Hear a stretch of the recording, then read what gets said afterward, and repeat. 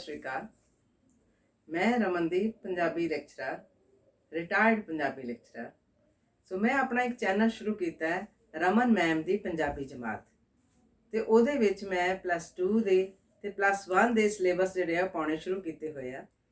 ਪਰ ਮੇਰੇ ਮਨ ਵਿੱਚ ਆਇਆ ਕਿ ਕਿਉਂ ਨਾ 10ਵੀਂ ਦਾ ਸਿਲੇਬਸ ਵੀ ਸ਼ੁਰੂ ਕੀਤਾ ਜਾਏ। ਸੋ ਮੈਂ ਹੁਣ ਅੱਜ ਤੋਂ 10ਵੀਂ ਦਾ ਸਿਲੇਬਸ ਵੀ ਪਾਉਣਾ ਸ਼ੁਰੂ ਕਰਨ ਲੱਗੀ ਹਾਂ। ਜਿਹੜੇ ਬਾਈ ਮੰਥਲੀ ਤੁਹਾਡੇ ਪੇਪਰ ਹੋਣੇ ਆ ਜੁਲਾਈ 'ਚ, ਛੁੱਟੀਆਂ ਕੱਟਣ ਤੋਂ ਬਾਅਦ ਜਦ ਸਕੂਲ ਜਾਓਗੇ ਤਾਂ 2 ਮਹੀਨਿਆਂ ਦੇ ਸਿਲੇਬਸ ਦੇ ਤੁਹਾਡੇ ਪੇਪਰ ਹੋਣੇ ਆ ਮਈ ਅਪ੍ਰੈਲ ਮਈ ਦੇ।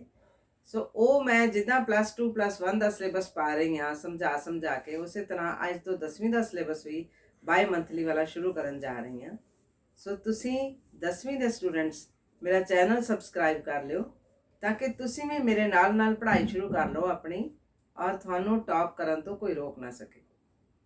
ਹਾਂ, ਇੱਕ ਕੰਮ ਹੋਰ ਕਿ ਤੁਸੀਂ ਆਪਣਾ ਨਾਮ, ਆਪਣਾ ਸਕੂਲ ਦਾ ਨਾਮ ਤੇ ਆਪਣਾ ਮੋਬਾਈਲ ਨੰਬਰ ਤੇ ਆਪਣੀ ਜਮਾਤ ਵੀ ਨਾਲ, ਕਿਉਂਕਿ ਇੱਕ ਗਰੁੱਪ 'ਚ 3 ਜਮਾਤਾਂ ਚੱਲ ਰਹੀਆਂ ਨੇ ਨਾ, ਸੋ ਆਪਣੀ ਜਮਾਤ ਵੀ ਨਾਲ, ਇਹ 4 ਚੀਜ਼ਾਂ ਤੁਸੀਂ ਮੈਨੂੰ ਇਸੇ ਮੇਰੇ ਨੰਬਰ ਤੇ WhatsApp ਤੇ ਮੈਸੇਜ ਕਰ ਦਿਓ ਜਾਂ ਤੁਸੀਂ ਇਹਦੇ ਨੀਚੇ ਕਮੈਂਟ ਕਰ ਦਿਓ ਤਾਂ ਕਿ ਮੈਂ ਤੁਹਾਡਾ ਇੱਕ ਗਰੁੱਪ ਬਣਾ ਲਾਂਗੀ, ਤਾਂ ਕਿ ਟਾਈਮ ਤੇ ਮੈਂ ਤੁਹਾਨੂੰ ਕੋਈ ਮੈਸੇਜ ਦੇਣਾ ਚਾਹਾਂ ਤਾਂ ਮੈਂ ਉੱਥੇ ਉਸ ਗਰੁੱਪ ਦੇ ਵਿੱਚ ਦੇ ਸਕਾਂਗੀ।